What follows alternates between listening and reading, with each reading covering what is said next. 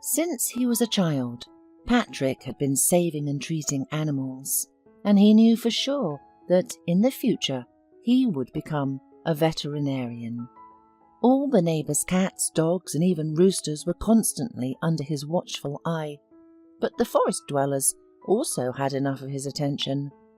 There was not a day without him bringing home some poor toad or squirrel who needed his urgent help. His mother, of course, was not happy about all this, but she liked the fact that her son was growing up as a kind and compassionate boy. Eventually, deciding that a good veterinarian will not remain without work in the village or in the city, she put up with her son's hobby. But Patrick's friend Cheryl did not share his passions. Patrick often brought to her his pets, trying to instill love for beetles or spiders in his girlfriend, but she was only scared. "I want my own farm when I finish studying, but I haven't decided what kind of animals I will breed. When we get married, you will have to help me, so you better get used to it right away," smartly reasoned Patrick. Cheryl only snorted in response. They had decided to get married when they were 10 years old, but right now she was not planning to spend her life in the countryside with cows and horses. The girl dreamed of life in a big city, her own car, and expensive fashionable stores. Years went by. Patrick graduated from the veterinary school, served in the army, and returned to his native village to work as a veterinarian, while Cheryl was studying to become a teacher. During her studies in the city, the girl became very unused to village life and to Patrick, who was just a good friend to her. The girl did not come home often, and Patrick was too decent to impose, but he remembered his promise firmly and just quietly prepared for the upcoming wedding. Cheryl, on the other hand, thought more and more often that they were not a couple. During her studies, she had seen too many guys from the city, and she began to think that Patrick was too simple for her.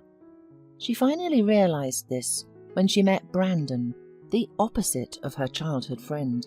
Unlike Patrick, saving up on everything to save money for the wedding, Brandon was generous and could afford to take the girl to a club or restaurant. In addition, Brandon was handsome and seemed very intelligent and well-rounded to Cheryl. The girl was madly entertained by him, not like by Patrick, who was only talking about cows, sheep, and their diseases. So Cheryl, who was dreaming of a beautiful life, began to think seriously about how she could avoid marriage without hurting Patrick. "Daughter, come to your senses. Have you thought about Patrick? He loves you," wailed her mother when Cheryl informed her that there would be no wedding. "Nothing. He'll fall out of love. I have to think about myself. I want to live decently in the city, not in a barn with animals and with Patrick. I won't have any normal future." "But how do we tell him? After all, everything is ready for the wedding." But Cheryl did not care much about her fiancé's feelings, because in her mind she was already on the trip that Brandon had promised her. She quickly packed her bags and left with him to the sea, absolutely not worried about what would happen after her escaping. She did not see how worried her mother was, making excuses to the neighbours and relatives, and did not know how Patrick had withdrawn into himself and almost become a heavy drinker. She was in love, and she refused to notice how her actions were breaking other people's hearts. 6 months later, Cheryl married Brandon and never appeared in the village again. But the girl's life did not turn out the way she had imagined in her rosy dreams. Soon after the wedding, she found out that Brandon was a gambler, and the money that he used to win her heart was won by him at the casino. An ordinary manager in a small company could not afford to live the high life. As long as he was lucky in the game, he threw money left and right, but when luck turned away from him, Cheryl had to deal with an entirely different Brandon, angry and irritable. Accustomed to living the high life, Brandon snapped at Cheryl at the first difficulties and rebuked her for any expense. And this, despite the fact that Cheryl was working and their family budget often consisted only of her salary. Gradually, Cheryl felt more and more disappointed. She often thought of Patrick and she sighed heavily. Cheryl heard that her faithful friend had long ago left the village, married and become a father, and the girl was very bitter at those thoughts. Cheryl couldn't share her frustrations with her mother, so the only person she could talk to heart was her friend Virginia. She always willingly listened to Cheryl and expressed her sympathy, but if Cheryl had been more attentive, she would have noticed her insincerity. Virginia, a gorgeous single blonde, enjoyed Cheryl and her husband's company and joined them not only at their home, but also on picnics, birthdays and other holidays. At first, Cheryl and Virginia were working together in the daycare centre, but then Cheryl went to work at the orphanage. The family constantly lacked money, so Cheryl had to take more and more extra shifts at night, and she used to come home tired in the mornings, like Brandon after another night spent at the casino. On that fateful morning, Brandon was not at home, though the bed was not made. Cheryl decided that he had left before she got home. Adjusting the pillow, she noticed a long blonde hair on it, just like Virginia's. At first, she thought the hair was in the bed accidentally, but seeing a lipstick mark on the edge of the pillow, Cheryl was almost sure that in her absence, Virginia had visited her husband. Suspecting Brandon on cheating, Cheryl had not been able to sleep that morning. Thinking things over carefully, she left the house, bought a portable camera at the nearest electronics store, and installed it in the bedroom. She knew that Brandon had no competitors in the skill of lying, and he would certainly think of ways to justify himself. So she wanted to see everything with her own eyes. After telling her husband on the phone that she had to go to her mum's house for a couple of days, Cheryl turned on the camera and left. When she returned 2 days later, she immediately rushed to watch the video from the camera. Her premonition did not deceive her. Cheryl felt disgusted by what she saw. She quickly gathered her things and, without waiting for her husband to return, left the apartment. "Cheryl, where are you? Brandon and I are worried." Cheryl heard the worried voice of Virginia, who called her a couple of hours later. "You must have been robbed. All your things are gone." "No, it's just that I've left Brandon. The apartment is vacant, and don't call me again. I know all about you," answered Cheryl sharply and hung up. She rented an apartment and filed for divorce. Her soul was empty and only thought that she had once exchanged so foolishly loyal, sincere Patrick for wretch Brendan did not give her any peace. One day, a 4-year-old boy named Tommy was brought to the orphanage where Cheryl was working. He amazingly resembled Patrick in his childhood, and in addition, by some strange coincidence, he had the same last name. The boy was very frightened, but Cheryl hurried to calm him down. She took him by the hand and led him to meet the other children. "And your daddy's name?" she could not resist asking on the way to the playroom. "Patrick," the little boy answered quietly. "And where's your daddy now?" asked Cheryl, and her heart clenched, fearing the possibility that Patrick may have passed away. But it turned out that his father was under investigation. Hearing this, Cheryl immediately went to the village to find out what happened to her former fiancé. There, she was told he had recently been arrested because he had run over a man to death. Cheryl couldn't believe it. Patrick, that sweet and awkward boy from her childhood didn't fit the role of a vicious racer. Where is Tommy's mother? Why was he sent to the orphanage?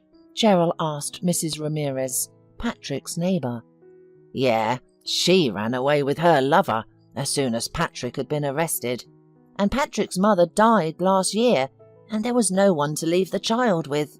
So they sent him to an orphanage. Mrs. Ramirez sighed. And by the way, Patrick's wife didn't take care of the child much before. He was the only one who took care of Tommy. Mrs. Ramirez also told Cheryl how it really was. It turns out that Patrick wasn't even driving when the accident had happened. His wife loved to party, to have fun, and on one of the days she failed to control her car on the way back from another party.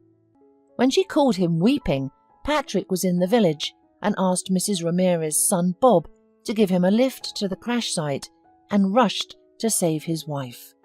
There were no witnesses to the accident, and when Patrick arrived at the place, he himself got behind the wheel and called the police, taking the blame himself, and took Bob's word that he would keep quiet.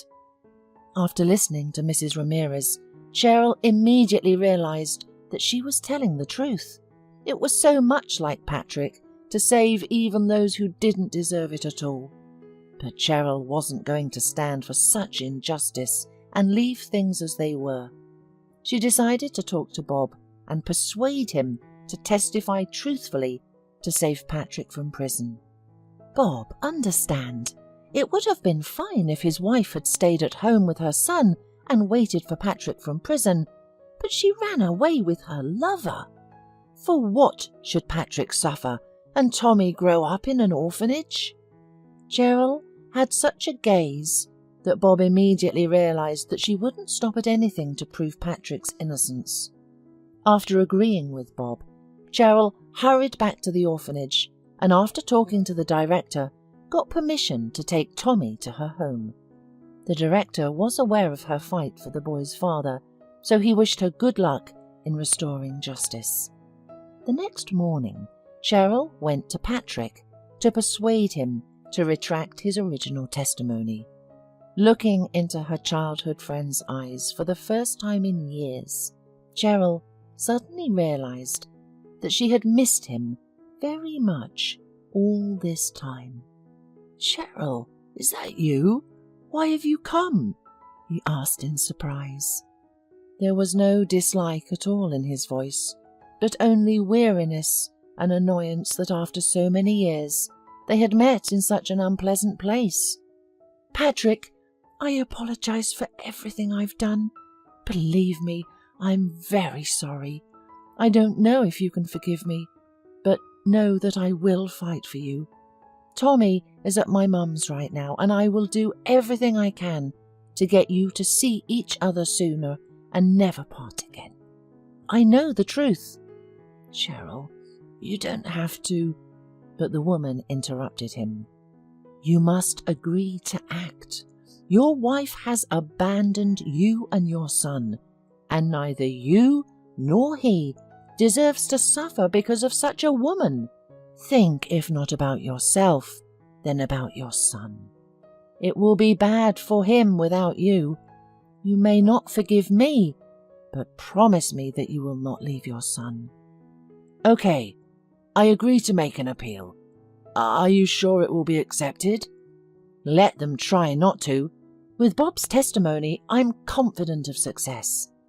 Soon the case was sent for review, and the lawyer was able to obtain an acquittal for Patrick.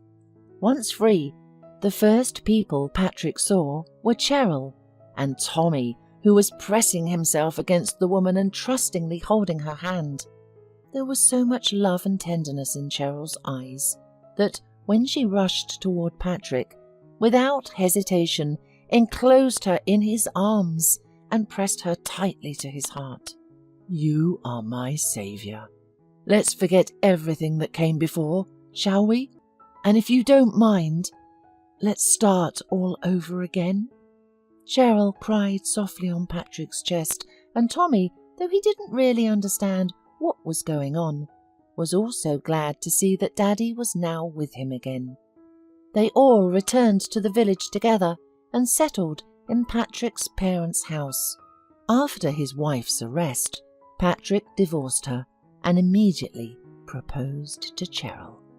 The wedding, which the village had been waiting for several years, finally happened. My love, how could I not understand then that you are my happiness? But now we'll never part, and we'll all live together. But not the 3 of us, but the 4 of us, Cheryl said and smiled slyly. You're going to be a daddy soon. I'm pregnant. Honey, how happy I am, exclaimed Patrick and held his wife tightly to him. Finally, they would have everything they had dreamed of and had going on for so long.